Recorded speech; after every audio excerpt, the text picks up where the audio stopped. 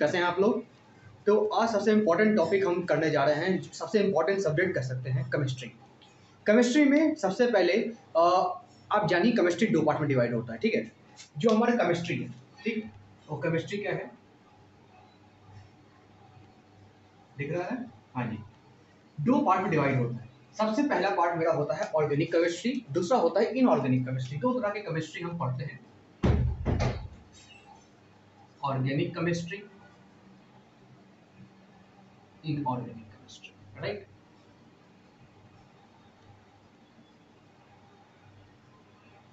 तो ये जो दो केमिस्ट्री है, ऑर्गेनिक केमिस्ट्री और इनऑर्गेनिक केमिस्ट्री, इन दोनों का मतलब क्या है? इन द ऑर्गेनिक केमिस्ट्री, अगर ऑर्गेनिक केमिस्ट्री की बात करें तो इसमें वह कंपाउंड होते हैं जो कि कार्बन और हाइड्रोजन से रिलेटेड होते हैं। मतलब कि compounds related to carbon and hydrogen, कोई भी कंपाउंड होगा आपका, इसमें कार्बन एंड हाइड्रोजन पाया जाएगा। कोई भी आपका कोई भी चीज बनता है, कोई भी कंपाउंड बनता है, उसमें कार्बन और हाइड्रोजन पाया जाएगा, ये आपका ऑर्गेनिक केमिस्ट्री है। और इनऑर्गेनिक केमिस्ट्री में उस एलिमेंट्स, उस कंपाउंड का स्टडी होता है जहां पे कार्बन और हाइड्रोजन ना हो। कार्बन एटम, हाइड्रोजन एटम के अलावा जो भी कंपाउंड बने उसमें ऑल अदर पीरियोडिक टेबल के एलिमेंट्स प्रेजेंट हो, तो इनऑर्गेनिक केमिस्ट्री के अंतर्गत आता है और उसकी स्टडी हम इनऑर्गेनिक केमिस्ट्री के अंतर्गत करते हैं। कार्बन हाइड्रोजन नहीं प्रेजेंट होते, नॉट प्रेजेंट, ठीक है। आप संक्षेप में लिख लीजिएगा नोट करके, that in inorganic chemistry the compound formed or the elements have all the elements does not have the carbon and hydrogen atom, the element does not have, or the compound that form does not have carbon and hydrogen atom। उसके अलावा inorganic में, ये inorganic का हुआ, organic में लिख लीजिएगा all the compound must contain, necessary है, must contain carbon and hydrogen atom, ठीक है। ये बेसिक डेफिनेशन हुआ। अब ये दोनों चीज आपको 11th और 12th मिला के पढ़नी है, लेकिन बहुत सारे स्टूडेंट्स का जो है बोर्ड एग्जाम्स है, बोर्ड एग्जाम्स आने वाला है जहाँ पे आपको 12th का ही बेसिकली पूछा जाता है बोर्ड एग्जाम में।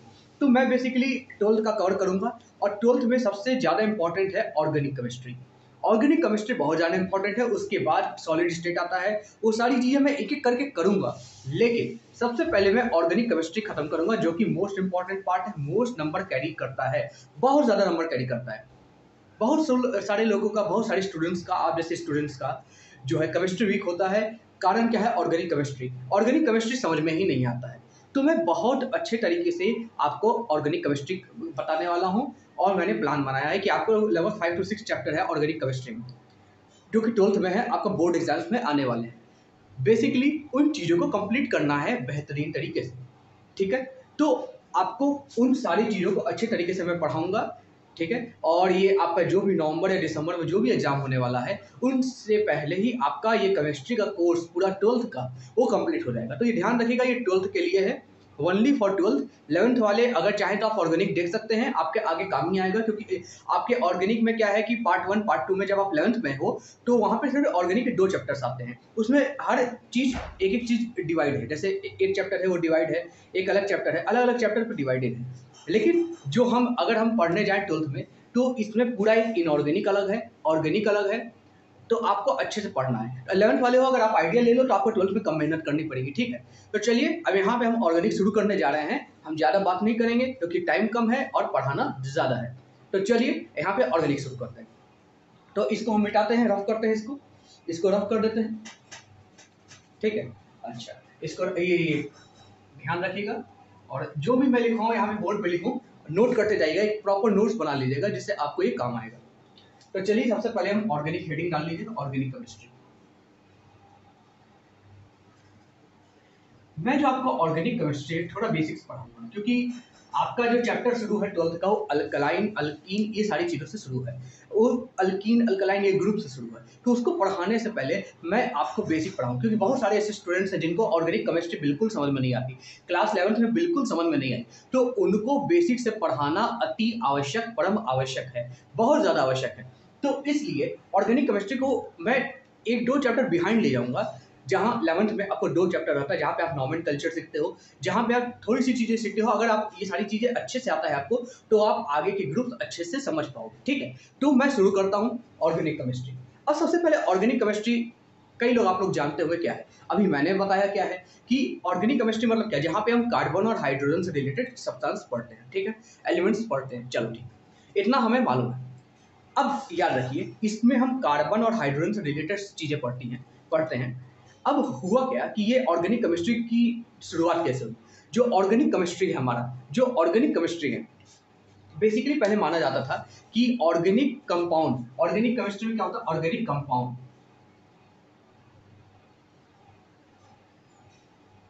और इनऑर्गेनिक कंपाउंड, दो कंपाउंड होते हैं। ऑर्गेनिक कंपाउंड जो कि ऑर्गेनिक केमिस्ट्री के अंतर्गत आता है, इनऑर्गेनिक कंपाउंड यानी इनऑर्गेनिक केमिस्ट्री के अंतर्गत आता है। जो ऑर्गेनिक कंपाउंड है बेसिकली ये समझा जाता था कि ये सिर्फ और सिर्फ कहां से प्राप्त होता है, प्लांट्स एंड एनिमल्स। इसके अलावा हम कहीं से प्राप्त नहीं कर सकते। चाहे वो मेरा बेंजीन हो, आप आगे जाके पढ़ोगे, अगर आप जानते हो तो जानते हो कि ये ऑर्गेनिक कंपाउंड में आता है। चाहे मेरा बेंजीन हो, चाहे इथेनॉल हो, चाहे कोई भी चीज़ हो, चाहे पेट्रोल हो, डीजल हो, सारी चीज़ें माना जाती थी कि भाई ऑब्वियस सी बात है उनके एलिमेंट से ही ये आती हैं, ठीक है। कुछ एग्जाम्पल देके जो कि अभी लेटेस्ट अवेलेबल है, उन सब का एग्जाम्पल देके बोला जाता था कि प्लांट्स और एनिमल्स से ही सारे ऑर्गेनिक कंपाउंड, सारे ऑर्गेनिक मटेरियल, सारे ऑर्गेनिक थिंग्स में प्लांट्स और एनिमल्स से आते हैं। नॉन लिविंग थिंग्स से हम ऑर्गेनिक कंपाउंड ऑब्टेन नहीं कर सकते। लिख लीजिएगा, लिख लीजिएगा, we can't obtain the organic compound from the non living things, only plants and animals. Non living things in the case the वो सारी चीजें जिनमें पहले जान रह चुकी है, जिनमें लाइफ रह चुकी है, चाहे किसी भी हो, प्लांट्स है, एनिमल्स हैं, ह्यूमन बींग्स भी आप इंक्लूड कर सकते हो। यहाँ पे आप ह्यूमन बींग भी इंक्लूड कर सकते हो, ह्यूमन बींग्स, क्योंकि ये भी जीवित प्राणी है। तो ह्यूमन बींग्स, प्लांट्स, एनिमल, वो सारे प्राणी जो जीवित हैं, अपने इंग्लिश लैंग्वेज में या हिंदी लैंग्वेज में जैसे आपको सटेबल हो आप लिख लेना कि वह सारी चीजें जो प्लांट, एनिमल, ह्यूमन बींग्स के रिमेन्स, मतलब कि उनके मरने के बाद जो उनके बॉडी से ही हमें ऑर्गेनिक कंपाउंड प्राप्त होता है। उसके अलावा नॉन ऑर्गेनिक चीजें से हम प्राप्त नहीं कर सकते। लेकिन कहते हैं ना, कोई भी थ्योरी जो है हमेशा सत्य नहीं हो सकती। जैसे आप एटॉमिक स्ट्रक्चर में देखते हैं, एक थ्योरी के बाद दूसरी थ्योरी आती है, दूसरी थ्योरी के बाद तीसरी थ्योरी आती है। ऐसा माना जाता था कब, ऐसा माना जाता था कब, ऐसा माना जाता था 1780, ये भी लिख लीजिएगा, 1780 के करीब ऐसा माना जाता था कि जितने भी ऑर्गेनिक कंपाउंड्स हैं वो सिर्फ और सिर्फ प्लांट, एनिमल और ह्यूमन बींग से ऑब्टेन्ड होते हैं। लेकिन आगे जाके अब देखिए इनऑर्गेनिक कंपाउंड क्या होता है। पहले माना जाता था कि इनऑर्गेनिक कंपाउंड जो है वो हमें अलग नॉन लिविंग मटेरियल से हमको मिल जाता है। जैसे मान लीजिए कोई भी आप तरह का कार्बन और हाइड्रोजन को हटा दीजिए, चाहे आप गोल्ड ले लीजिए, चाहे आप सिल्वर ले लीजिए, ये भी सभी पीरियोडिक टेबल में एलिमेंट्स है ना। ये सारी चीज़ हमें कहाँ से मिलती है, हीरा कहाँ से मिलता है, डायमंड कहाँ से मिलता है, गोल्ड कहाँ से मिलता है। ऑब्वियस बात है, इनका अपना खुद का एलॉय है, खुद का मटेरियल है, वहीं से मिलता है हमको। खुद का एलॉय है, खुद का मटेरियल है, वहीं से मिलता है हमको। जैसे एल्युमिनियम है, वो हमको बॉक्साइट नाम के ओर से मिलता है। वो और बॉक्साइट क्या है, नॉन लिविंग थिंग है, पत्थर है, वो हमको माइनिंग करके निकालना पड़ता है। तो ऐसा माना जाता है जितने भी इनऑर्गेनिक चीज हैं वो सारी चीजें कहाँ से मिलती हैं, नॉन लिविंग थिंग्स से। और ये नॉन लिविंग थिंग्स क्या है, जिनमें कभी जीवन में कभी जान ही नहीं थी। जब से आई थी हमेशा से ही वो पत्थरी थी, हमेशा से नॉन लिविंग थी, उनमें कभी भी जान नहीं थी। तो ऐसा समझ सकते हैं जिनमें जान नहीं थी वो उससे जो भी हम चीज ऑब्टेन करते हैं इनऑर्गेनिक कंपाउंड, जिनमें जान थी उससे जो भी कंपाउंड ऑब्टेन करते हैं वो ऑर्गेनिक कंपाउंड। ये दो चीज एकदम आप गांठ बांध लीजिए अपने दिमाग में, ठीक है। तो ये दो चीज हो गया, organic compound and inorganic compound. लेकिन हुआ क्या, इनऑर्गेनिक कंपाउंड जान गया, ऑर्गेनिक कंपाउंड जान गया, लेकिन हुआ क्या, क्या हुआ सबसे बड़ा चमत्कार, क्या चमत्कार हुआ देखते हैं। एक सेकंड मार्कर देखना, ठीक है। हाँ हम मार्कर देख रहे थे, हाँ मार्कर ले लें। हाँ अब ध्यान से देखिएगा, सबसे बड़ा चमत्कार क्या हुआ, 1821, डेट याद रखिएगा, 1821। एफ वोलर नाम के साइंटिस्ट ने, स्पेलिंग पे ध्यान मत दीजिएगा, हो सकता है स्पेलिंग गलत हो, देख लीजिएगा आपको। एफ वोलर नाम के साइंटिस्ट ने, इसने क्या किया, इनऑर्गेनिक से ऑर्गेनिक कंपाउंड बना दिया, इनऑर्गेनिक से ऑर्गेनिक कंपाउंड बना दिया। सब आश्चर्य करने लगे, अरे ये तो हमने जाना ही। हम जानते हैं कि भाई अभी जैसे मैंने बताया कि ऑर्गेनिक कंपाउंड कहाँ से मिलता है, ऐसी चीज़ों से जिनमें कभी जान रही हो। और इनऑर्गेनिक कंपाउंड जहाँ पे कभी कोई जान एग्जिस्ट ही नहीं करती हो, कोई हम जीवित ही ना हो, नॉन लिविंग थिंग, उससे मिलती थी। लेकिन इन साहब ने क्या किया, वूलर साहब ने क्या किया, इन्होंने इनऑर्गेनिक कंपाउंड से क्या बना दिया, इन्होंने इनऑर्गेनिक कंपाउंड से क्या बना दिया, ऑर्गेनिक। आप कहेंगे सर कैसे, बताते हैं।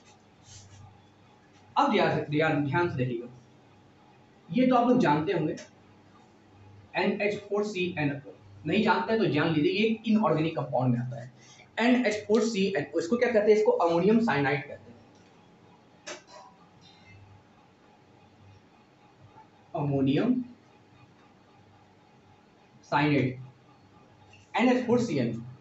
ये एक इनऑर्गेनिक कंपाउंड होता है। क्या होता है ये एक इनऑर्गेनिक कंपाउंड होता है, मतलब ये हमें कहां से मिलता है, इसका एक और होता है, वहीं से मिलता है। जब मैं और पढ़ाऊंगा तो आपको बताऊंगा, इसका एक और होता है, वहां से मिलता है। उस और से इन्होंने क्या किया, इस और को क्या, ये जो कंपाउंड है अमोनियम साइनाइड, इसको इन्होंने क्या किया, फुलर साहब ने इसको जो है बहुत ज्यादा हीट किया। इसको क्या किया, हीट किया, बहुत ज्यादा हीट किया। हीट करते गए, हीट करते गए, हीट करते गए, और एक सर्टेन टेम्परेचर पे, एक सर्टेन तापमान पे ये अमोनियम साइनाइड NH4CnO ये टूट गया और क्या बना, NH2CO NH2 NH2CO NH2। अगर ये क्या, ये तो यूरिया बन गया। यूरिया क्या है, यूरिया कहां से बनता है, यूरिया में क्या होता है भाई, यूरिया क्या है, यूरिया यहाँ पे देखिए, ये क्या है NH4, ठीक है, ये अलग है, CnO अलग है। यहाँ पे ध्यान से देखिएगा, NH2CO NH2 ये एक यूरिया का कंपाउंड है। ये आप याद रखिएगा, अमोनियम साइनाइड का फॉर्मूला ये होता है, यूरिया का फॉर्मूला ये होता है, ठीक है। यूरिया हमेशा याद रखिएगा ऑर्गेनिक कंपाउंड है। यूरिया क्या है, ऑर्गेनिक कंपाउंड है। जैसा जैसा बता रहे हैं आप लिखते जाइएगा, ये क्या है, ऑर्गेनिक कंपाउंड। ये जो यूरिया है, यूरिया कहां से मिलता है, यूरिया हमको, क्योंकि ये ऑर्गेनिक कंपाउंड है, तो ये हमको कहां से मिलेगा, प्लांट, एनिमल, ह्यूमन में, इन तीनों में से यूरिया मिलता है। यूरिक एसिड पाया जाता है हमारे हम लोग टॉयलेट वगैरह करते हैं तो उसमें यूरिया होता है, यूरिक एसिड होता है, ठीक है। तो याद रखिएगा यूरिक एसिड, वहां से आप याद रख सकते हैं कि वो चीज यूरिक एसिड, यूरिया, यूरिया जो खाद होता है जो हम खेतों में डालते हैं, वो सारी चीजें हमें कहां से मिलती है, या तो प्लांट से मिलती है, एनिमल से मिलती है, ह्यूमन बीइंग से मिलती है। इसका कोई पत्थर नहीं आता, यूरिया का कोई पत्थर है, कोई और है, चलो खनन करें, माइनिंग करें, पत्थर निकाल ले, ऐसा नहीं होता है। यूरिया लिविंग बीइंग से निकाला जाता है। उनके जो मोर्टल रिमेन्स होते हैं वो जब जमीन में जाते हैं, और फिर आप देखे होंगे कि आप लोग जैसे गीला कचरा डालते होंगे, जैसे जो भी लिविंग प्लांट से कोई भी कचरा आता है उसका खाद बनता है, यूरिया बनता है, या ठीक है। तो उस सारी चीजें सब हमको कहाँ से मिलती है, जब भी हम कोई भी गीला कचरा डालते हैं या ऐसा कुछ डालते हैं जो कि कभी प्लांट में रहा हो, जो कभी जीवित रहा हो, उस सारी चीजों को, या जो प्लांट्स, जो चीज, एनिमल्स जो मर जाते हैं, उनके जो डेड बॉडी जब जमीन में गाड़ दी जाती है तो 3 महीने, 4 महीने, 5 महीने बाद वो यूरिया बन जाता है, तो खाद बन जाता है जो कि खेतों में डाला जाता है, ठीक है। तो यूरिया एक ऑर्गेनिक कंपाउंड है।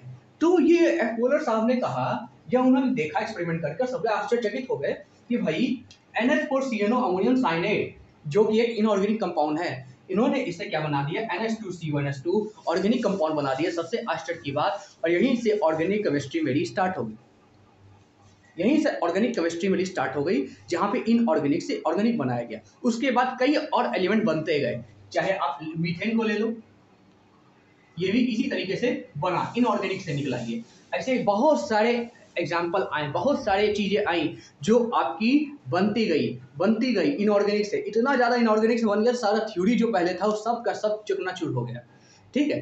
तो ये चीज आपको जाननी चाहिए कि किस तरीके से हम ऑर्गेनिक में आए, इतना आपको समझ में आना चाहिए, ठीक है। चलिए ठीक, अब आगे बात करते हैं, थोड़ा कार्बन एटम की हम थोड़ा बात करें।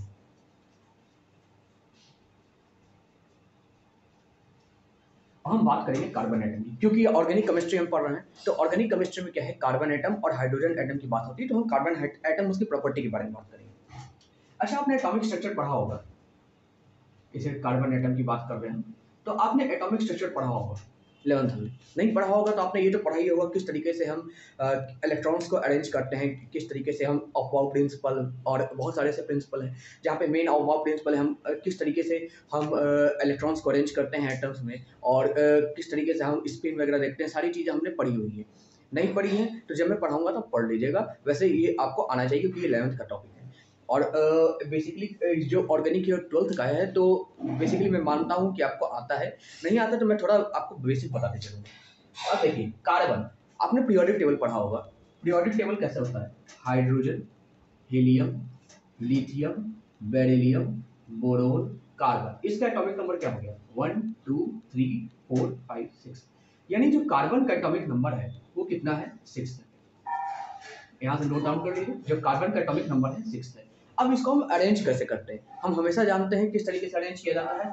जो कार्बन एटम है इसको हम न्यूक्लियस ले लेते हैं। अब न्यूक्लियस के सबसे नियरेस्ट सेल में, जो न्यूक्लियस के सबसे नियरेस्ट सेल में, वहां पे 2 इलेक्ट्रॉन्स रहते हैं, मैक्सिमम 2 इलेक्ट्रॉन्स रह सकते हैं, ये हमें मालूम है, ठीक है, मैक्सिमम 2 इलेक्ट्रॉन्स रह सकते हैं। उसके अलावा इसके जो बाहरी सेल है उसके बाद जो सेल है हमें कितना करना है? 6, 2 हो गया यानी 4 और करना है। इसके बाहरी सेल पे कितने मैक्सिमम इलेक्ट्रॉन्स रह सकते हैं? 8, लेकिन हमको जरूरत कितनी है? 4 की, तो यहाँ पे हम लिख देंगे 4, ठीक है। तो अब देख रहे हैं कि जो कार्बन के आउटर सेल में है, जो कार्बन के आउटर मोस्ट सेल में है, कितना आउटर मोस्ट सेल में कितना इलेक्ट्रॉन प्रेजेंट है? 4। आउटर मोस्ट सेल में कितना इलेक्ट्रॉन प्रेजेंट है? 4। यानी अगर हम कार्बन से किसी भी एटम को जोड़ते हैं, चाहे वो हाइड्रोजन हो, चाहे क्लोरीन हो, चाहे बोरॉन हो, चाहे सिलिकॉन हो, कोई भी पीरियोडिक टेबल का एलिमेंट अगर हम जोड़ देते हैं तो ये कहाँ कहाँ जुड़ सकते हैं? एक इलेक्ट्रॉन इसका, यानी 4 इलेक्ट्रॉन अवेलेबल हो सकता है। अगर कोवेलेंट बॉन्डिंग करना चाहे, ठीक है। अब आप कहेंगे कोवेलेंट बॉन्डिंग क्या है?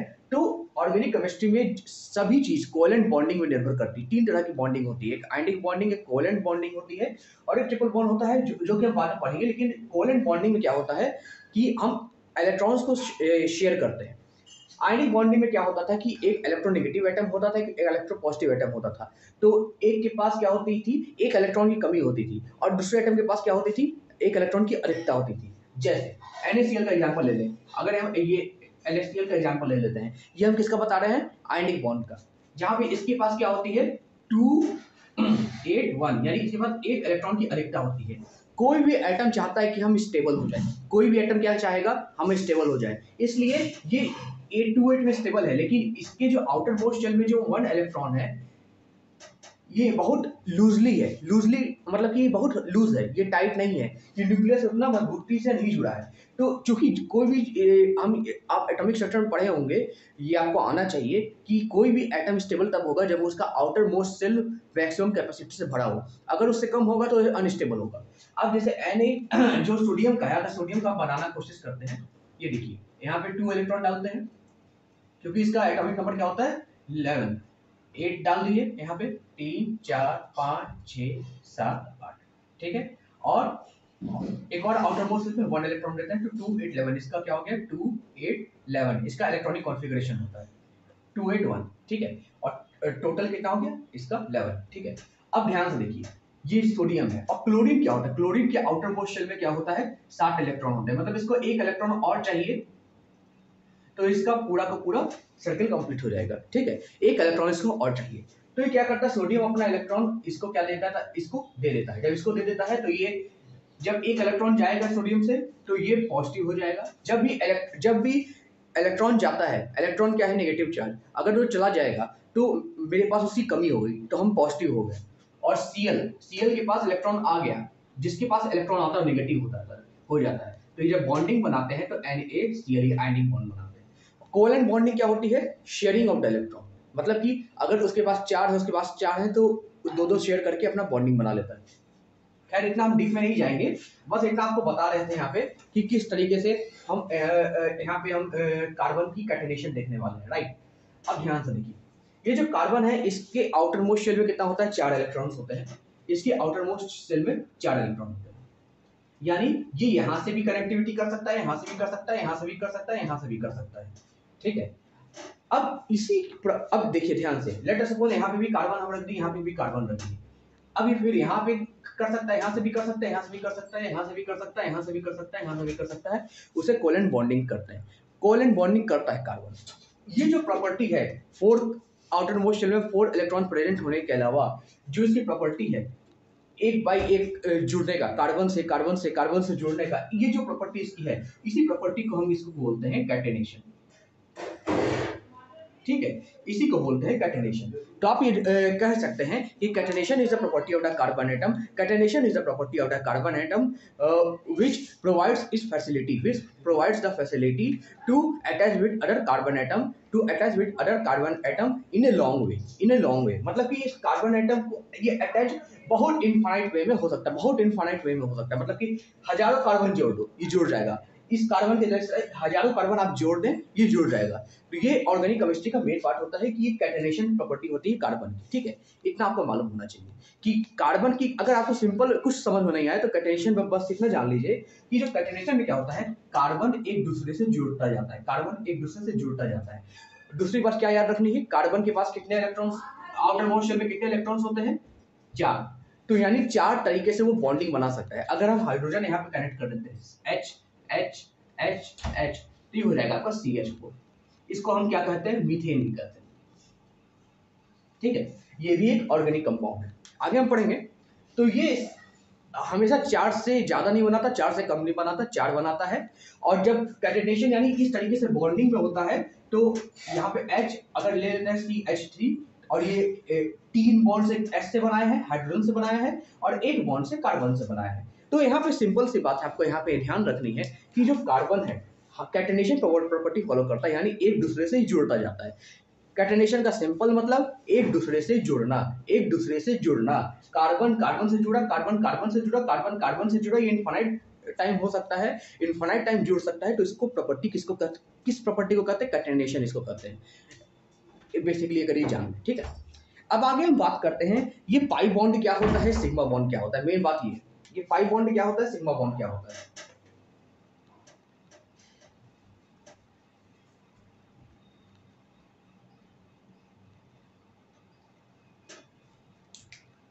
तो सबसे पहले हम देखते हैं सिग्मा बॉन्ड क्या होता है और पाई बॉन्ड क्या होता है। ये आपको आना जरूरी है, जिस बेसिक है ऑर्गेनिक का। ठीक है, अच्छा अब हम सिग्मा बॉन्ड की बात करते हैं। लेट अस सपोज कोई एग्जांपल लेते हैं, ठीक है, कोई एग्जांपल सही समझ पाएंगे। सिग्मा बॉन्ड यानी याद रखिएगा, सबसे पहले तो बता सिग्मा बॉन्ड क्या होता है, सिंगल बॉन्ड। जैसे C और C कनेक्टेड है सिंगल बॉन्ड से, ये सिग्मा बॉन्ड हो गया। पाई बॉन्ड हो गया या तो डबल से कनेक्ट है या ट्रिपल से कनेक्ट है। कार्बन के कनेक्शन को ही हमें स्टडी करना है यहाँ पे। वही कैटेनेशन प्रॉपर्टी होती है और वही ऑर्गेनिक केमिस्ट्री बिना कार्बन कैटेनेशन प्रॉपर्टी बिना कार्बन और हाइड्रोजन के हो ही नहीं सकती, इमेजिन नहीं कर सकते। तो सिग्मा बॉन्ड ये हो गया। पाई बॉन्ड, अगर 2 बॉन्ड आते हैं तो उसको पाई बॉन्ड कहते हैं। यहाँ पे देखिए 2 बॉन्ड है, एक बार इसका लेते हैं एक बार इसका लेते हैं, मतलब कि जैसे मान लीजिए ये ट्रिपल बॉन्ड है, एक बार इसका कंसीडर करते हैं एक बार ये दोनों कंसीडर करते हैं, तो यहाँ पे 2 पाई बॉन्ड हो जाते हैं। ठीक है, तो सिग्मा बॉन्ड पाई बॉन्ड में क्या अंतर है, सिग्मा बॉन्ड यानी सिंगल लाइन, पाई बॉन्ड यानी डबल लाइन। ये थोड़ा याद रखिएगा। आप कहोगे कि सर कुछ समझ में नहीं है, हम कहेंगे अच्छा जी। अब ध्यान से देखिएगा, अगर ऐसा जब भी होता है तो हमेशा हमेशा क्या होता है। अब जैसे ये एग्जांपल लेके देखते हैं C2H4, ठीक है। आप कहेंगे ये क्या है सर, C2H4 क्या है, हम बताते हैं। अब जैसे ये है C2, अब कार्बन की कैटेनेशन प्रॉपर्टी के अनुसार हम जानते हैं कार्बन के आउटर मोस्ट शेल में कितना इलेक्ट्रॉन होता है, 4। 2 तो ये ऑलरेडी शेयर कर लिया है, 2 और बाकी है इसके पास। ये भी 2 ऑलरेडी शेयर कर लिया है, 2 और बाकी है इसके पास। 4 से ज्यादा वो इलेक्ट्रॉन कनेक्ट नहीं कर सकता, 4 से ज्यादा किसी भी एलिमेंट से कनेक्ट नहीं हो सकता। तो ध्यान से देखिए H H H H। अब ध्यान से देखिए, ये जो कार्बन के 2 कार्बन के बीच का जो बॉन्ड है, ये कौन सा बॉन्ड है, ये पाई बॉन्ड है। जब भी आपको इस तरीके का बॉन्ड दिख जाए समझ लीजिए पाई बॉन्ड है। सिंगल बॉन्ड दिखे सिग्मा बॉन्ड है। अगर आपसे पूछा जाए कि बताइए भाई 2 कार्बन के बीच सिग्मा बॉन्ड कितना है, तो आप कहेंगे सर 0, बिल्कुल 0, एक भी सिग्मा बॉन्ड प्रेजेंट नहीं। आपको दिख रहा होगा भाई एक भी सिग्मा बॉन्ड प्रेजेंट नहीं। लेकिन यहाँ पे एक ट्विस्ट आ जाता है। क्या ट्विस्ट आ जाता है, ये जो हमने कहा कि ये तो पाई बॉन्ड है, लेकिन ये किस किस से मिलकर बना है, सिग्मा बॉन्ड है, एक सिग्मा बॉन्ड से बना है, ठीक है, एक सिग्मा बॉन्ड से मिलकर बना है। तो हम यहाँ पे मानते हैं, हम यहाँ पे बहुत सारे एक्सपेरिमेंट किए गए और ये माना गया कि एक सिग्मा बॉन्ड में सॉरी एक पाई बॉन्ड में, एक पाई बॉन्ड में, इसे पाई बॉन्ड कहते हैं। एक पाई बॉन्ड में क्या होता है, एक पाई बॉन्ड तो होता ही है प्लस एक सिग्मा बॉन्ड भी होता है। हम इसको ऐसा मानते हैं, बस आप थोड़ा याद रख लीजिएगा, ठीक है। हम इस पे गहराई पे जाएंगे तो और टाइम निकल जाएगा, क्योंकि हमें जल्दी से जल्दी कोर्स पूरा करना है, राइट। क्योंकि हम इतना आप जान लीजिए, सिग्मा बॉन्ड तो सिग्मा बॉन्ड होता है, इतना जान लिया आप। और ये जो पाई बॉन्ड है, इस पाई बॉन्ड में भी एक सिग्मा बॉन्ड होता है। यानी अगर एक पाई बॉन्ड है तो उसमें हम कहेंगे कि ये, जैसे लेटर सपोज कि हमने कहा कि बताइए इसमें कौन कौन सा बॉन्ड है, आप कहेंगे सर एक सिग्मा बॉन्ड है प्लस एक पाई बॉन्ड दिख रहा है। अच्छा, यही अगर हम ट्रिपल बॉन्ड की बात करते हैं, ध्यान से देखिएगा, इसमें कितना बॉन्ड है, 2 पाई बॉन्ड है, मतलब कि नंबर ऑफ पाई बॉन्ड की संख्या कितनी है, हमने बताया था ट्रिपल बॉन्ड में क्या होता है, एक दो, 2 पाई बॉन्ड होते हैं। तो यहाँ पे नंबर ऑफ पाई बॉन्ड की संख्या कितनी है, नंबर ऑफ पाई बॉन्ड की संख्या कितनी है, 2 है, ठीक है। लेकिन अगर हम यहाँ पे बात करते हैं, अगर यहाँ पे हम बात करते हैं सिंगल बॉन्ड कितना है, याद रखिएगा, चाहे पाई बॉन्ड हो चाहे ट्रिपल बॉन्ड हो, उसमें एक सिग्मा बॉन्ड जरूर होगा, उसमें एक सिग्मा बॉन्ड अवश्य होगा। तो सिग्मा बॉन्ड कितना है, सिग्मा बॉन्ड 1, याद रखिएगा।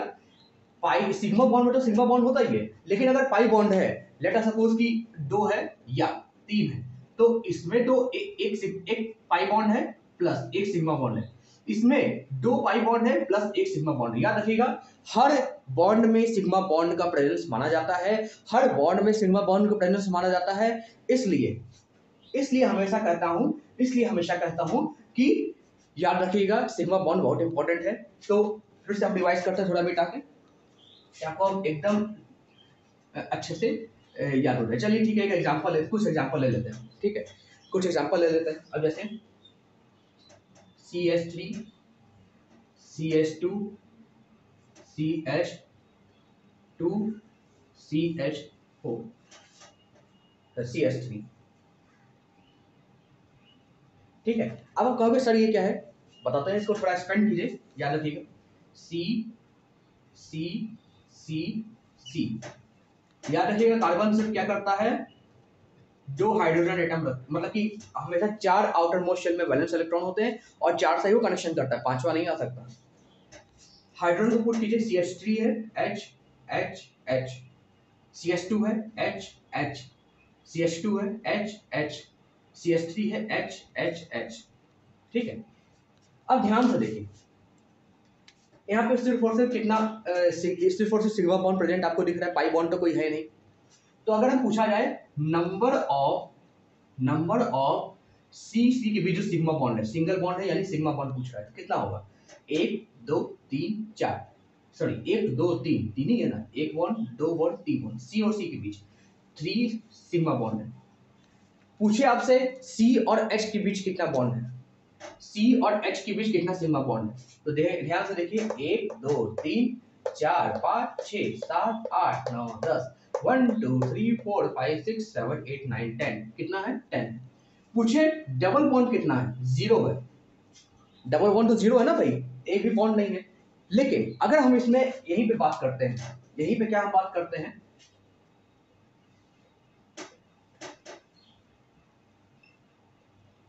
याद रखिएगा 2 इलेक्ट्रॉन ऑलरेडी ये बॉन्ड हो चुका है, तो 2 ही इससे के साथ ही बॉन्डिंग कर सकता है, ये 3 हो चुका था एक के साथ, ठीक है, 3 के साथ। अब यहाँ पे डाल देते हैं H H H H H H H H, ठीक है, 4 के साथ ही ये बॉन्डिंग करेगा।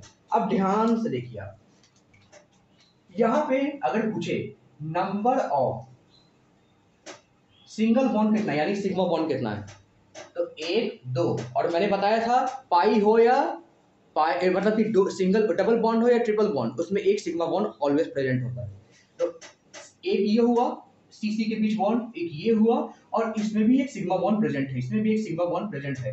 तो हम ये ले लेते हैं नंबर ऑफ सीसी कितना, सिंगल बॉन्ड कितना है 3। कई लोग जोड़ मार के आ जाएंगे, सही तो पाई बॉन्ड है, पाई बॉन्ड तो है, लेकिन पाई बॉन्ड में भी एक सिग्मा बॉन्ड प्रेजेंट होता है, उसी की जैसा ट्रिपल बॉन्ड में भी एक सिग्मा बॉन्ड प्रेजेंट होता है, ये जान लीजिए, ठीक है। नंबर ऑफ सिंगल बॉन्ड क्या आ गया 3। अच्छा, अब अगर पूछे, इसको हटा लें, ठीक है, यहाँ पे डबल बॉन्ड डाल, ठीक है, सबको हटा लेते हैं, थोड़ा अच्छा से हमें समझ में आएगा।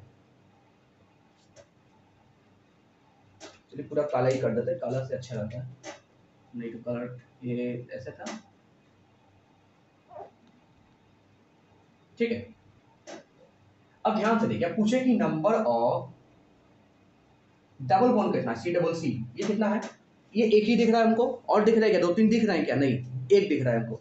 एक दिख रहा है तो नंबर ऑफ डबल बॉन्ड कितना हो गया? 1।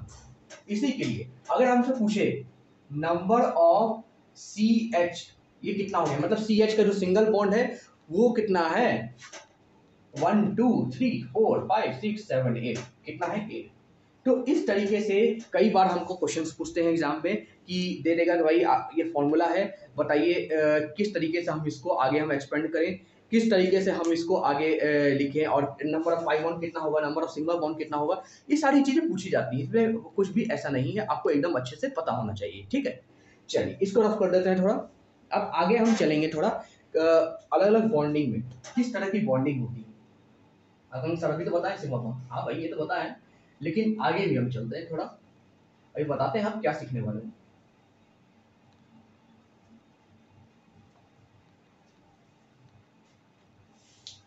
चलिए अब सबसे पहले यहाँ पे डालते हैं, सबसे पहली चीज यहाँ पे हम डालते हैं condense form of the condense form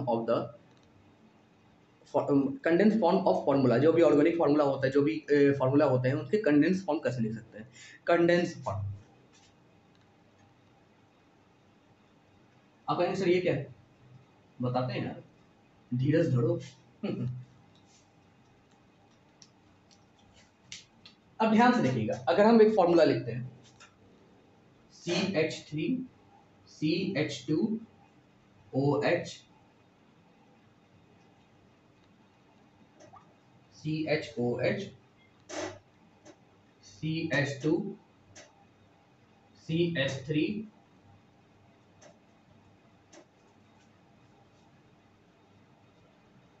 CH2 ले लेते हैं इसको, CH2 CH2 CH3 CH। अगर लेट सपोज इस तरह का कोई फॉर्मूला लिखो, कोई भी फॉर्मूला लिख सकता है, इसको CH3 ठीक। तात्पर्य क्या है सर? हम कहेंगे कंडेंस फॉर्म में पहले फॉर्मूला लिख लें, बाद में पढ़ेंगे क्या है, कौन सा ये नेचर है, नॉमेनक्लेचर जब पढ़ेंगे तब अच्छे से पढ़ेंगे। इसको जो है आपको क्या लिखना है, कंडेंस फॉर्म में। आपको कैसे लिखेंगे? बहुत सिंपल है, एकदम चुटकी बजाते हो जाएगा, कोई दिक्कत नहीं आएगी। कैसे? अब ध्यान से देखिए, ये CH वाला कितना आइटम है, ध्यान से देखिएगा, CH वाला 2 आइटम है, CH2 वाला कितना आइटम है, 3 है, CH3 वाला 2 है। अब हम यहां से क्या करेंगे, CH को क्या करिए, अब जैसे सबसे पहले क्या है, CH3 शुरू होता है, तो जितना भी CH3 है सब इकट्ठा कर लीजिए। CH3 2 बार है, तो यहां से लिख सकते हैं CH3 का होल ट्वाइस। ठीक है, अगर कोई भी element let us suppose CH3 CH CH2 2 बार 3 बार हो जाते हैं, उसको एक साथ इकट्ठा कर लेते हैं, है ना, CH3 का होल ट्वाइस। उसके बाद क्या है, CH है जो है, उसके बाद लिखते जाइए, उसके बाद CH2 आता है, CH2 कितनी बार है, 3 बार, तो लिख लीजिए CH2 का होल थ्राइस। फिर कितना है, फिर उसके बाद क्या है, फिर CH। मतलब कि अगर कोई भी चीज 2 बार है, कोई भी चीज 3 बार है, तो इस तरीके से हम इसमें लेते जाते हैं, इसी को कंडेंस फॉर्म कहते हैं। कोई भी फॉर्मूला दिया है, अगर पूछे आपसे कंडेंस फॉर्म में भैया आप लिख के दिखाइए, कंडेंस फॉर्म में लिख के दिखाइए, तो कंडेंस फॉर्म में ऐसा ही लिखा जाता है, और इस तरीके से हम इसको लिखते हैं, इसमें कोई भी आपको डाउट नहीं होना चाहिए। ठीक है, ये condense form of the line है। चलिए थोड़ा सा आगे देखते हैं, चलिए इसको रफ कर देते हैं थोड़ा।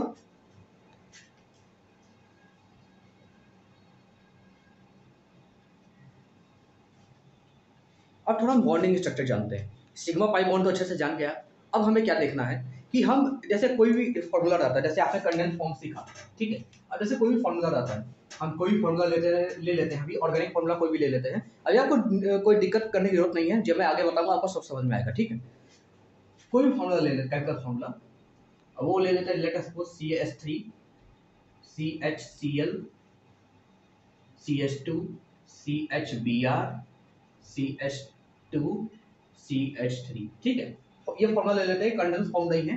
सबसे पहले तो आप इसको कंडेंस फॉर्म में बनाएं, चाहे तो बना सकते हैं, आपके प्रैक्टिस के लिए बनाते हैं।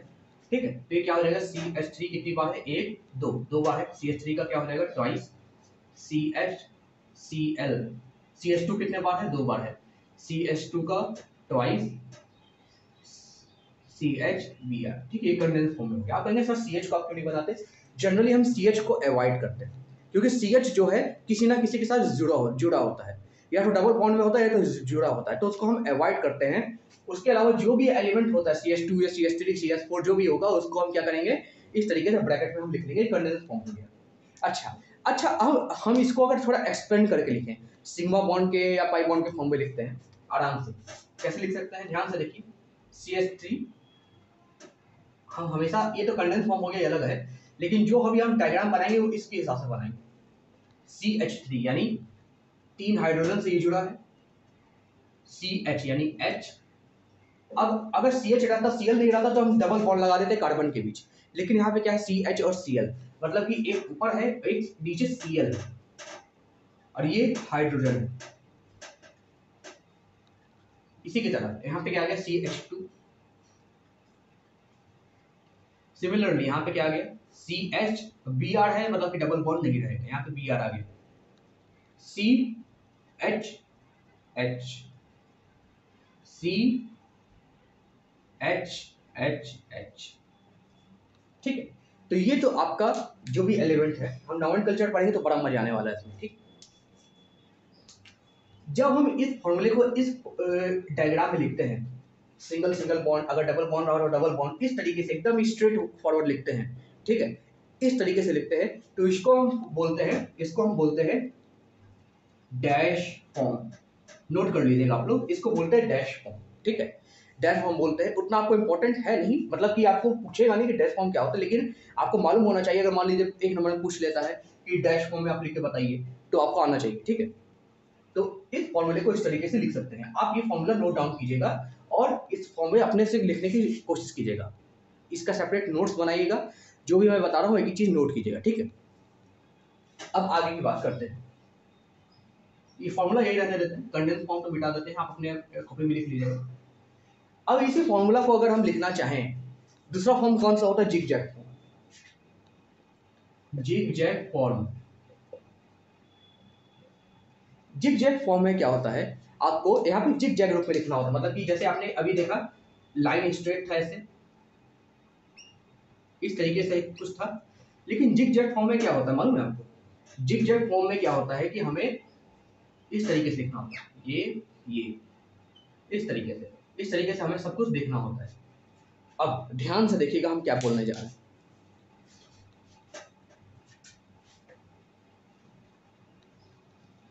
अब देखिए क्या लिखा है CH3, तो यहाँ पे CH3 लिख देते हैं, जिग जैग फॉर्म में लिखना है, ठीक है। इधर क्या लिखा है CHCl, CH और Cl साथ में लिख लेते हैं। फिर क्या है CH2, फिर क्या है CHBr, CH2, ये CH3, ठीक है। अब ये CHCl का मतलब क्या है, CHCl का मतलब है कि क्लोरीन जो है, ये क्लोरीन एटम जो है इससे यहाँ पे एक्सटर्नली जुड़ा है, बोरोन का भी यही मतलब है, ये भी इससे क्या हुआ है, एक्सटर्नली जुड़ा है, ठीक है। तो जिग जैग फॉर्म में अगर रिप्रेजेंट करना हो तो इस तरीके से हम इसमें कर सकते हैं, कोई हमें दिक्कत नहीं है। अगर इस तरह का कोई भी, इसे फंक्शनल ग्रुप कहते हैं, क्या कहते हैं, फंक्शनल ग्रुप। आगे बताएंगे क्या होता है फंक्शनल ग्रुप। ये जो फंक्शनल ग्रुप है, ठीक है, ये जो भी फंक्शनल ग्रुप है, ये जो अटैच होता है वो तो ठीक है, लेकिन अगर अटैच ना हो तो इस तरीके से CH2 आता है, तो इस तरीके के ग्रुप को हम अल्काइल ग्रुप कहते हैं। क्या कहते हैं, अल्काइल ग्रुप। आगे सब बताएंगे, यहाँ पे सिर्फ हम बता दे रहे हैं, आगे हम सब डिटेल में डिस्कस करेंगे, यहाँ पे बता दे रहे हैं क्या क्या होता है, ठीक है। अल्काइल ग्रुप होता है, ठीक है। इस तरीके से आप याद रखिए, जिग जैग फॉर्म में इस तरीके से फॉर्मूला को हम रिप्रेजेंट करते हैं, ये भी जान लीजिएगा, ठीक है। चलिए एक चीज और बता दें इसमें, जैसे कभी कभी क्या होता है क्वेश्चन इस तरीके का दे देता है, याद रखिएगा जहां पे कोई भी अटैच ना हो दूसरा चीज, वहां पे हमेशा क्या होगा CH3। अगर कुछ ना दिया, कोई फंक्शनल ग्रुप यहाँ पे अटैच्ड नहीं किया हो, उसके अलावा ये जो पॉइंटिंग है, टिप पॉइंट है, ये हमेशा समझिएगा ये क्या होता है, CH2, ये हमेशा समझिएगा CH2, ये जो टिप पॉइंट होता है ना जिग जैग में, ये हमेशा CH2 को पॉइंट करता है। किसको पॉइंट करता है, CH2 को। अगर लेटर सपोज यहाँ पे इस तरीके से लिखा है Cl, तो ये याद रखिएगा कितना बॉन्ड हो गया, 1 2 3, कितने हाइड्रोजन की जगह है, एक हाइड्रोजन की। तो यहाँ पे हम लिखते हैं टिप पॉइंट किसको पॉइंट करेगा, CH को। ठीक है, कार्बन तो होगा ही, साथ में एक हाइड्रोजन जुड़ा होगा, मतलब कि कार्बन के साथ सिर्फ 4 चीजें बॉन्डिंग कर सकती है, उसके ज्यादा नहीं, क्योंकि आउटर मोस्ट शेल में कितने इलेक्ट्रॉन्स होते हैं, 4 यानी 4।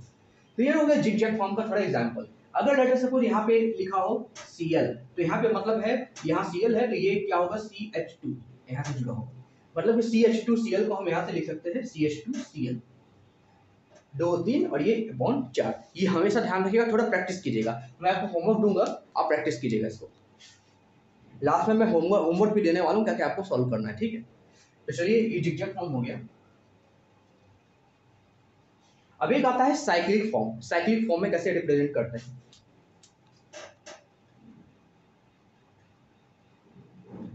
Cyclic form in the sense, अब जैसे ये है CH3, तो याद रखिए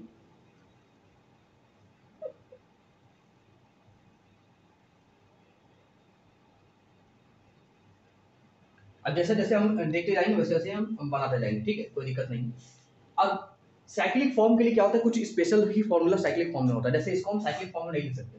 साइक्लिक फॉर्म में क्या होता है कि दो पहले से बॉन्डिंग हुई रहती है, दो और एटम की बॉन्डिंग करनी होती है। तो हम इस फॉर्मूला को नहीं लेते हैं साइक्लिक फॉर्म में, साइक्लिक फॉर्म में कुछ स्पेशल फॉर्मूला को लेते हैं।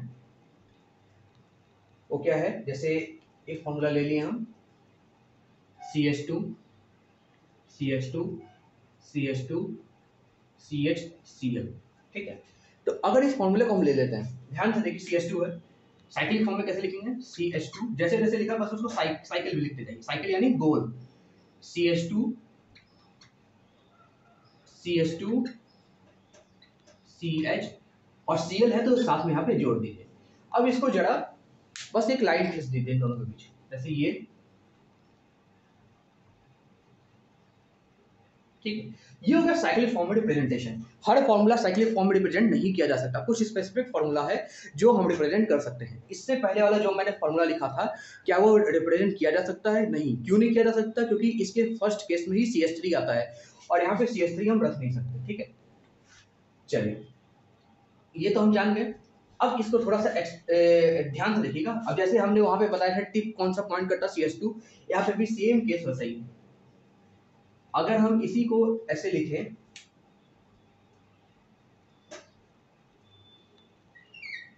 और यहाँ पे Cl लिखो, याद रखिएगा ये टिप हमेशा किसको पॉइंट करेगा, CH2 को। सेम केस होता है, ये किसको पॉइंट करेगा, CH2 को। ये किसको पॉइंट करेगा, 1 2 3 तीन एटम पहले से अटैच्ड है तो CH2 को पॉइंट नहीं करेगा, ये CH को पॉइंट करेगा। ये किसको पॉइंट करेगा, CH2 को। ये एकदम कट एंड क्लियर होना चाहिए आपका दिमाग में, ठीक है। तो ये 3 फॉर्म मैंने बताया। अब चलिए तो कुछ क्वेश्चंस करते हैं जिससे आपका डाउट क्लियर हो जाएगा। चलिए इसको मिटा देते हैं, चलिए कुछ क्वेश्चंस करते हैं। फिर स्टूडेंट ये वाला क्वेश्चन है, ये ध्यान से देखिएगा अच्छे से तो आपको समझ में आ जाएगा। Expand the condense formula in complete structure. Complete structure याद जान लीजिएगा, इसको हम क्या कहते हैं, डैश फॉर्म भी कहते हैं। तो डैश फॉर्म की जगह आप ये भी लिख लीजिएगा, डैश फॉर्म और कंप्लीट स्ट्रक्चर। डैश फॉर्म और कंप्लीट स्ट्रक्चर, ये थोड़ा सा ध्यान रखिएगा। ये कंडेंस फॉर्मूला के रूप में दिया है, कंडेंस फॉर्मूला जैसे मैंने बताया था कंडेंस फॉर्मूला के रूप में दिया है। आपको क्या करना है, स्ट्रक्चर फॉर्मूला में लिखना है, यानी डैश फॉर्मूला के बेस पे लिखना है। मैं बताऊंगा कैसे लिखना है कंडेंस फॉर्मूला से। वैसे तो हमने सिंपल फॉर्मूला से लिखा था, कंडेंस फॉर्मूला से भी लिख सकते हैं। इसको देखिए ध्यान से, इसको कैसे लिखेंगे, CH3 लिखा है, सबसे पहले CH3 लिखा तो CH3 के लिए क्या बना दिया, जिस तरीके से मैंने बताया था बॉन्ड बना दे। आप पॉज करें वीडियो को, खुद बनाने की कोशिश करें, आप वीडियो को पॉज करें, खुद बनाने की कोशिश करें, तभी आपको आएगा। नहीं आएगा फिर उसके बाद प्ले करके वीडियो को आप यहाँ पे क्या कर सकते हैं, देख सकते हैं किस तरीके से मैंने किया। पॉज करें जिससे आपको खुद प्रैक्टिस होगा। CH3, उसके अलावा CH2 दिया, यानी यहाँ पे H है और आगे भी कार्बन कनेक्ट है, ठीक। फिर आ गया CO, ध्यान से देखिएगा, C यानी C के साथ O है, यानी कोई भी हाइड्रोजन नहीं है। अब होगी सर ये तो सिंगल बॉन्ड है, नहीं भाई, कार्बन और ऑक्सीजन ये हमेशा कोवेलेंट बॉन्डिंग करते हैं, 2 बॉन्ड बनाते हैं। सबसे पहले बना देते हैं, फिर आपको बताते हैं क्यों बनाते हैं। और फिर आ गया CH2 और CH3, यानी CH यहाँ से H कुछ ज़्यादा ऊपर हो गया है, यहाँ पे भी H है, यहाँ पे H है, यहाँ पे भी H, जगह नहीं थोड़ा देख लीजिएगा, यहाँ पे सिंगल H कनेक्ट है। अब आप कहेंगे सर C सिंगल बॉन्ड हो क्यों नहीं, C डबल बॉन्ड हो क्यों? ऑक्सीजन के कितने एलिमेंट होते हैं, एटॉमिक नंबर क्या होता है जरा बताइए तो मेरे को, क्या होता है atomic number? Hydrogen, helium, lithium, beryllium, boron, carbon, nitrogen, oxygen 8 होता है, यानी 2 और 6। आउटर मोस्ट सेल में कितने इलेक्ट्रॉन होंगे? 6। आउटर ऑक्सीजन के आउटर मोस्ट सेल में कितने इलेक्ट्रॉन होंगे?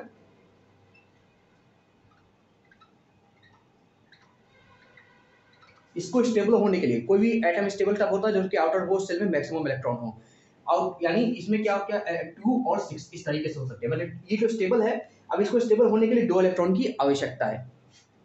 और कार्बन, कार्बन के आउटर मोस्ट सेल में कितने इलेक्ट्रॉन होते हैं?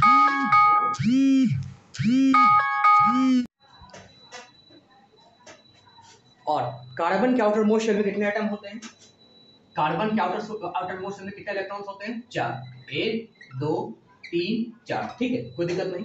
अब ध्यान से देखिए, ये कार्बन के आउटर मोस्ट शेल में 4 इलेक्ट्रॉन्स होते हैं, और ये ऑक्सीजन, ये चाहे तो क्या कर सकता है, शेयर कर सकता है, इलेक्ट्रॉन शेयर कर सकता है। कैसे शेयर करेगा कि ये अब इसको क्या करना है, स्टेबल होना है, ठीक है, इसको स्टेबल होना है, ठीक है। अब चूंकि ये आउटर मोस्ट शेल है तो इसको 8 की आवश्यकता नहीं है, इसको आवश्यकता नहीं है, चाहे तो 2 डोनेट भी कर सकता है, यही कोवेलेंट बॉन्डिंग होती है। तो ऑक्सीजन क्या करेगा, अपना 2 इसके साथ, कार्बन के 2 के साथ क्या करेगा, बॉन्डिंग कर लेगा, ये बॉन्डिंग हो जाएगी।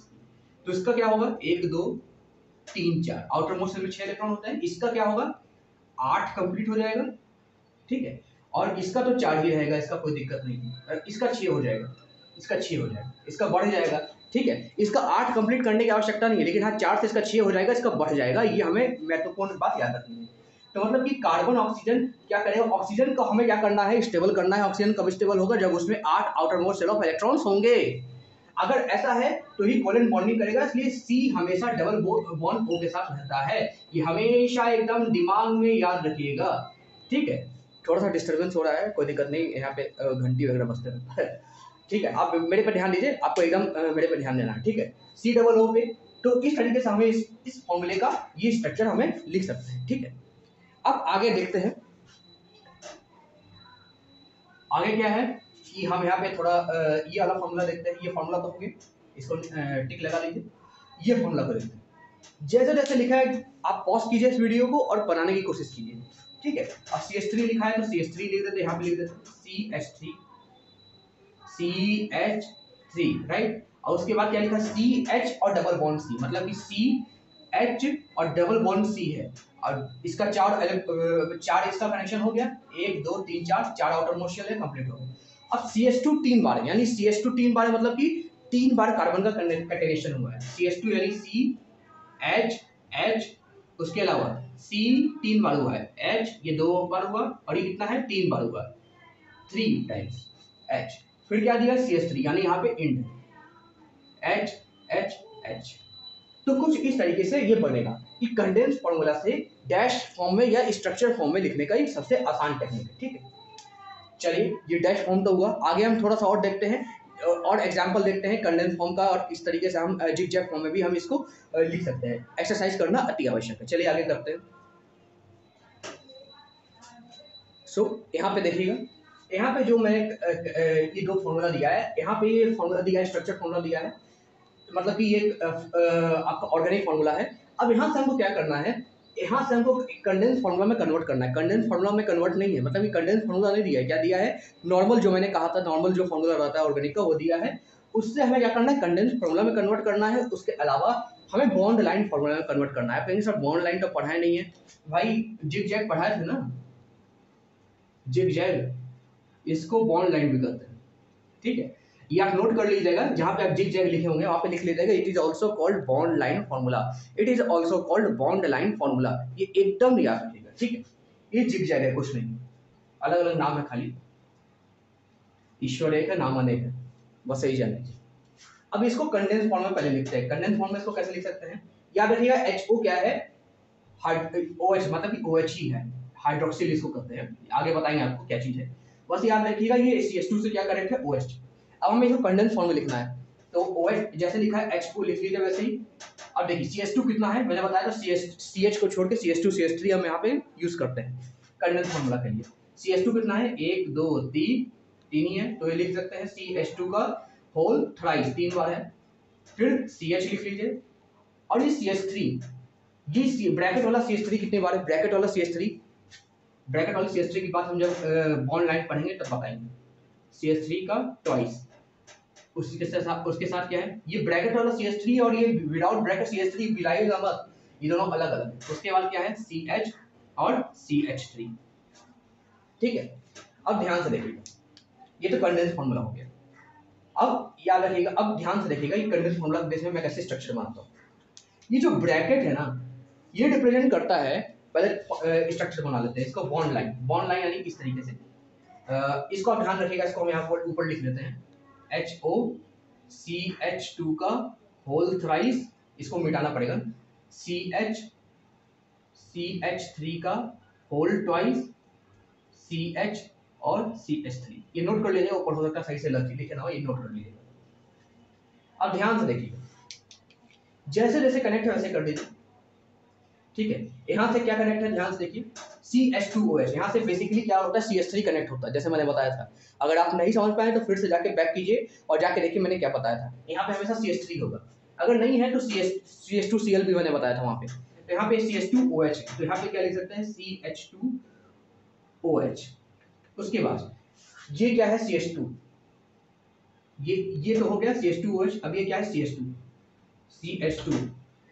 इसके साथ क्या है CH2, इसके साथ क्या है CH। अब ध्यान से देखिए, ये जो CH है और CH किसके साथ कनेक्ट है, CH3 के साथ, ठीक। इसका ये मतलब है कि ध्यान से देखिए, एक बॉन्ड है, दो बॉन्ड है, ठीक है। अब ये कार्बन इसके साथ, जब भी ब्रैकेट में कोई भी CH3 लिखा होता है, जब भी ब्रैकेट में कोई भी CH3 लिखा होता है, तो ये हमेशा जान लीजिएगा, जब भी ब्रैकेट में CH3 लिखा होता है हमेशा जान लीजिएगा ये CH3 इसके साइड नहीं है, ये CH3 जिसके बाद लिखा गया उससे कनेक्ट है, जैसे CH3 ब्रैकेट में लिखा गया है, ठीक है।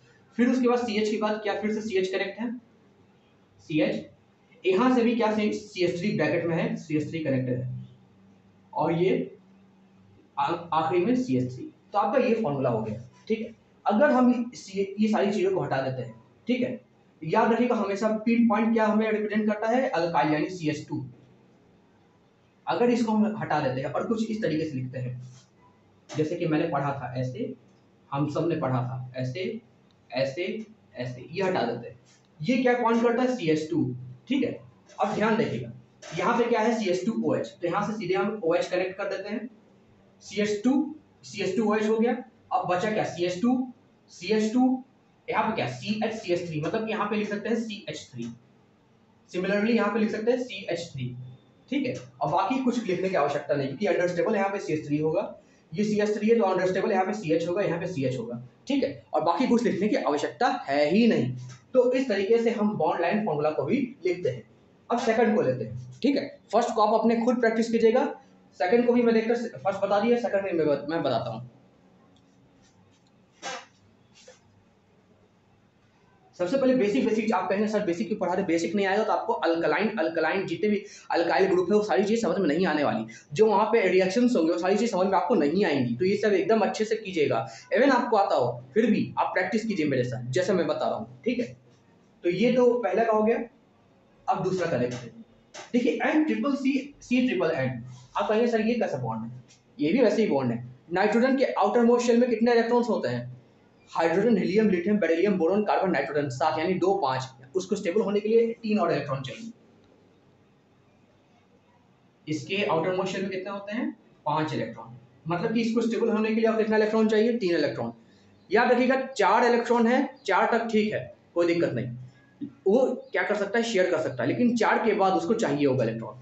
जब भी उसके आउटर मोस्ट शेल में, हमेशा याद रखिएगा ये एटॉमिक स्ट्रक्चर में पढ़ाया जा चुका है कि आउटर मोस्ट शेल में अगर इलेक्ट्रॉन 4 या उससे कम होता है तो वो इलेक्ट्रॉन क्या कर सकता है, शेयर कर सकता है। मतलब शेयर मतलब कि उसको आवश्यकता नहीं, उसका आउटर मोस्ट शेल 8 कंप्लीट होने की आवश्यकता नहीं है। लेकिन अगर आउटर मोस्ट शेल में 4 से ज्यादा यानी 5 6 7, तो उसके आउटर मोस्ट शेल को कंप्लीट करना ही होता है 8, तभी वो स्टेबल कहलाएगा। तो अब देखिए, और कार्बन के साथ जुड़ा है, कार्बन के आउटर मोस्ट शेल में कितने इलेक्ट्रॉन है, 4, 1 2 3 4। अब इसके लिए नाइट्रोजन को 5 है तो उसको आउटर मोस्ट शेल कंप्लीट करने के लिए कितने चाहिए, 3 इलेक्ट्रॉन चाहिए कंप्लीट करने के लिए। तो नाइट्रोजन क्या 3 इलेक्ट्रॉन शेयर करेगा, कार्बन भी 3 इलेक्ट्रॉन शेयर करेगा, लेकिन इसका कोई इफेक्ट नहीं पड़ेगा कार्बन, ठीक है। तो यहाँ पे रहते हैं ये 3 बॉन्ड बनाएंगे, ठीक है। तो हम इसको कोवेलेंट बॉन्डिंग ऐसे ही होती है इस तरीके से, ठीक है। And triple C, and triple C, इसीलिए सी ट्रिपल एन होता है, हमेशा याद रखिएगा। 3 बॉन्डिंग होती है। यहाँ पे कितने पाई बॉन्ड होंगे जरा बताइए, यहाँ पे कितने पाई बॉन्ड है बताइए, वीडियो पॉज कीजिए, सोचिए, बताइए मेरे को। यहाँ पे 2 पाई बॉन्ड और 1 सिग्मा बॉन्ड है, 2 पाई बॉन्ड 1 सिग्मा बॉन्ड है। यहाँ पे कितना, 2 पाई बॉन्ड 1 सिग्मा बॉन्ड है। यहाँ पे कितना है, 1 सिग्मा बॉन्ड 1 सिग्मा बॉन्ड है, ठीक है, याद रखिएगा। अब इसको कंडेंस फॉर्म में लिखना है। कंडेंस फॉर्म में कैसे लिखेंगे, याद रखिएगा। NC 2 बार है तो लिख देते हैं NC का ट्वाइस, फिर क्या है C, फिर क्या है CHOH, यानी CHOH, यही है NC का ट्वाइस और CHOH, यही है कंडेंस फॉर्मूला, ऐसे लिखा जाता है। ये कंडेंस फॉर्मूला हो गया। अब इसी से हमें हमेशा याद रखिए, इससे बनाते हैं बॉन्ड लाइन डायग्राम।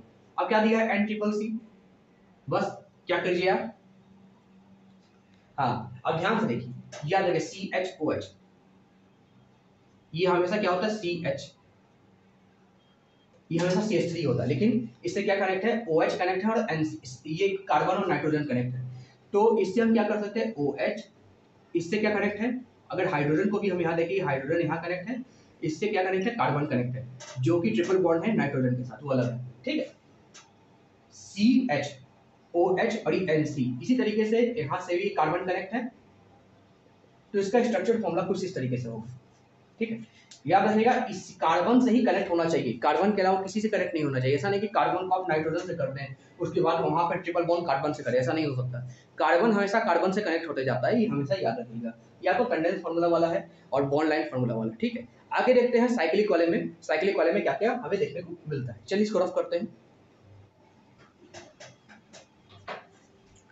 तो अभी क्वेश्चन देखिएगा स्टूडेंट्स, बहुत अच्छा क्वेश्चन है। इसमें दिया है 4 फॉर्म दिया है, explain each of the following bond line, जो भी बॉन्ड लाइन दिया है या जो साइक्लिक फॉर्म में दिया है, to show all atom including carbon hydrogen, कोई भी एटम कनेक्टेड हो इसमें, उसके अलावा कार्बन और हाइड्रोजन को यहाँ पे मेंशन करना है स्पेसिफिकली।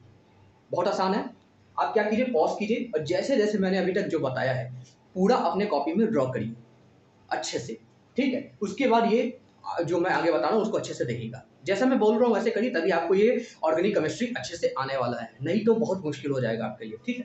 तो ये अच्छे से इसको पूरा अच्छे से ड्रॉ कीजिए और यहाँ पे कार्बन और हाइड्रोजन और कोई भी अदर एटम है उसको अच्छे से स्पेसिफिकली मेंशन कीजिए आप, ठीक है, बहुत जरूरी है, ठीक है। चलिए इसको ड्रॉ कर लिया, चलिए अब हम आगे बताते हैं, आप इसको पॉज करके अच्छे से कर लीजिएगा। आगे हम बताते हैं। अब ध्यान से देखिए, हमने जब भी बताया है साइक्लिक फॉर्म में कि जब भी इस तरह का साइक्लिक फॉर्म हो, ये हमेशा किसको पॉइंट करेगा, CH2 को। ये किसको पॉइंट करेगा, जब भी टिप आता है तो CH2 को ही पॉइंट करता है।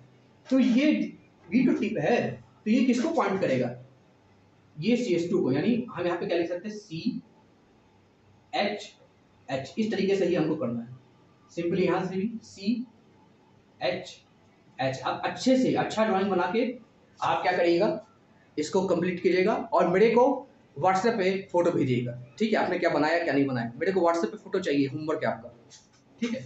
इसको अच्छे से आपको बनाना है। चलिए इसको हम बना देते हैं। यहाँ पे ये आपका क्या हो गया, एक हम बना देते हैं, बाकी आप खुद बनाइएगा। फिर उसके बाद यहाँ पे CH,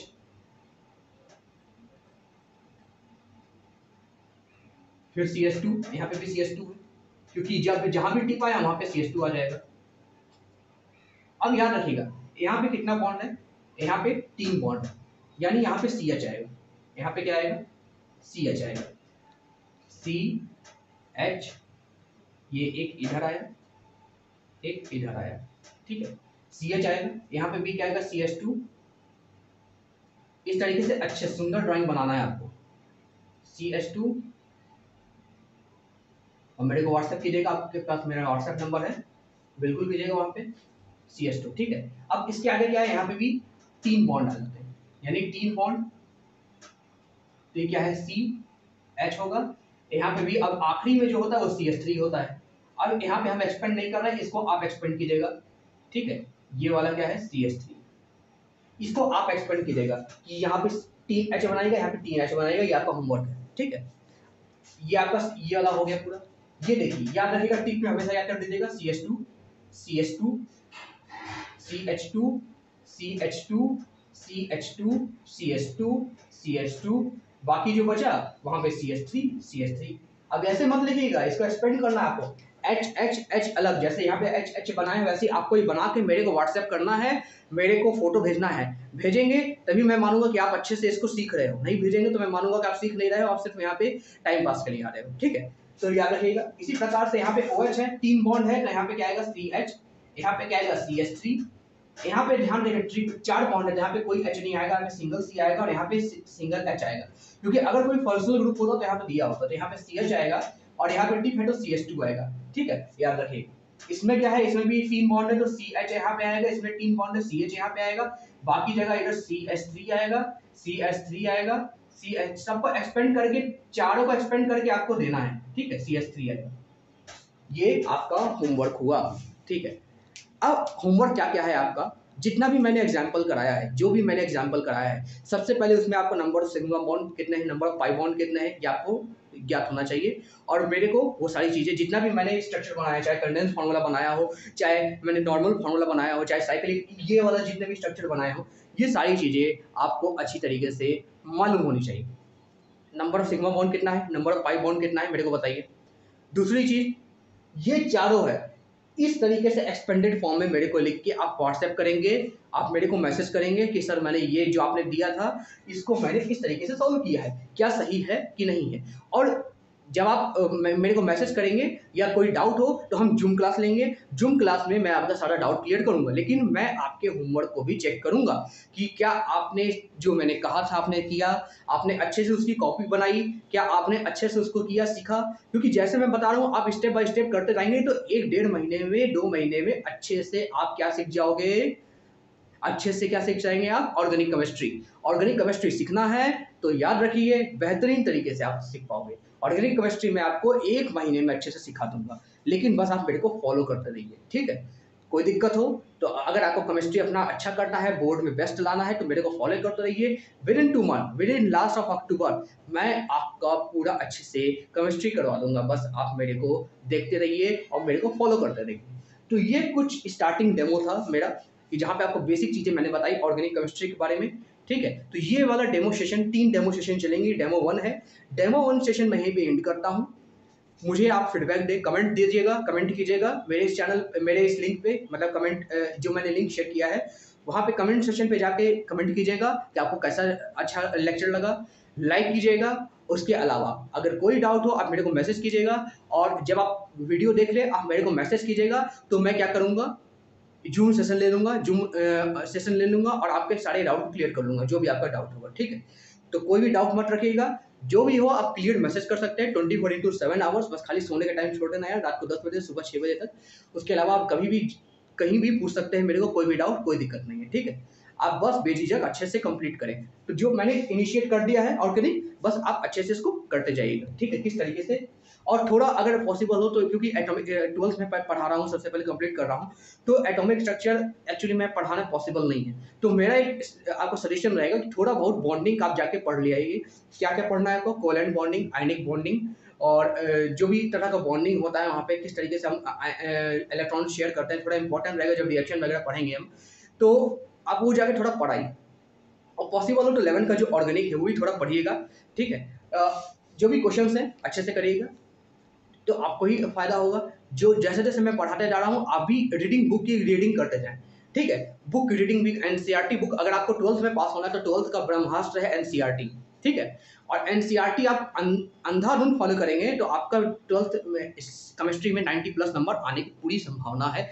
बस आपको एनसीईआरटी घोल के पी जाना है ना। तो बस एनसीईआरटी पढ़ते रहिए। 12th में अगर आपको अच्छा रैंक लाना है तो एनसीईआरटी पूरा चाट जाइए, एनसीईआरटी पूरे तरीके से पढ़ डालिए, वही एक सबसे बढ़िया चीज़ है, ठीक है। केमिस्ट्री अगर अच्छा करना है, जैसे मैं बता रहा हूँ, लेक्चर तो अटेंड कीजिए, आप डाउट सॉल्व कीजिए, उसके अलावा जाके बुक रीडिंग कीजिए, एनसीईआरटी का बुक रीडिंग कीजिए, एक एक चीज़ देखिए। अगर वहाँ पे भी डाउट आता है तो आप मेरे को बताइए, मैं जूम सेशन फिर से ले लूँगा, इसमें कोई दिक्कत नहीं है, लेकिन आपका डाउट क्लियर होना चाहिए, ठीक है।